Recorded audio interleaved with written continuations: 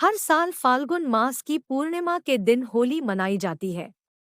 हर कोई एक दूसरे पर प्यार के रंग बरसाते हैं। होली के रंगों को प्रेम का प्रतीक भी माना जाता है। कृष्ण नगरी मथुरा में धूमधाम तरीके से होली का पर्व मनाया जाता है। कृष्ण राधा के प्रेम में रंगने के लिए और ब्रज की होली के साक्षी बनने के लिए दूर दूर से भक्त यहाँ आते हैं।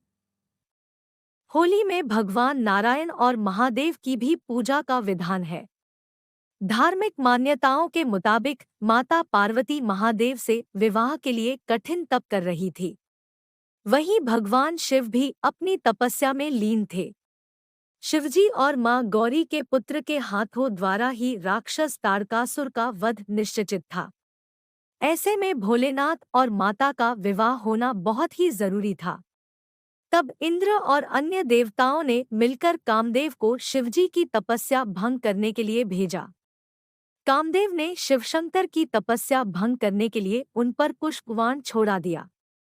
इससे शिवजी जी की समाधि भंग हो गई और उन्होंने क्रोध में आकर अपना तीसरा नेत्र खोलकर कामदेव को भस्म कर दिया। लेकिन शिवजी की तपस्या तो भंग हो चुकी थी। तब देवताओं ने उन्हें पार्वती जी के साथ विवाह करने के लिए राजी कर लिया। वहीं कामदेव की पत्नी रति ने अपने पति को दोबारा जीवित करने की प्रार्थना की। तब रति को अपने पति के पुनर्जीवन का वरदान मिला। वहीं शिवजी और माता पार्वती की विवाह की खुशी में देवताओं ने इस दिन को उत्सव की तरह मनाया। कहते हैं वो दिन फाल्गुन पूर्णिमा का ही दिन था।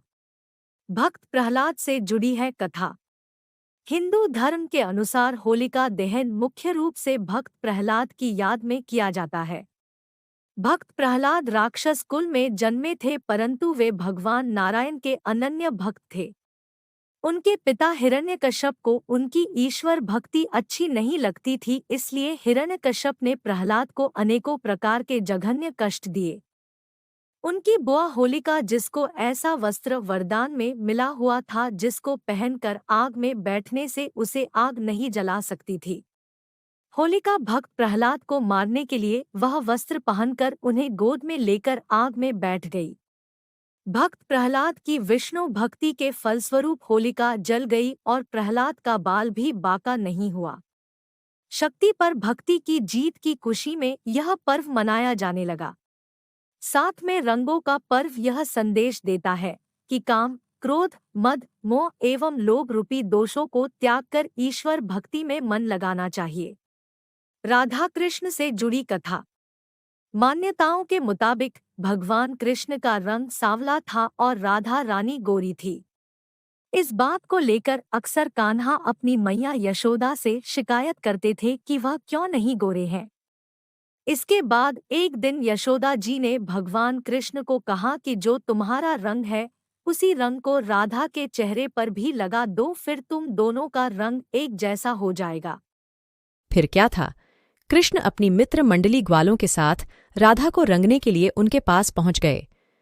कृष्ण ने अपने मित्रों के साथ मिलकर राधा और उनकी सखियों को जमकर रंग लगाया। कहते हैं कि तब से ही रंग वाली होली की परंपरा शुरू हुई। आज भी मथुरा में भव्य और धूमधाम तरीके से होली खेली जाती है।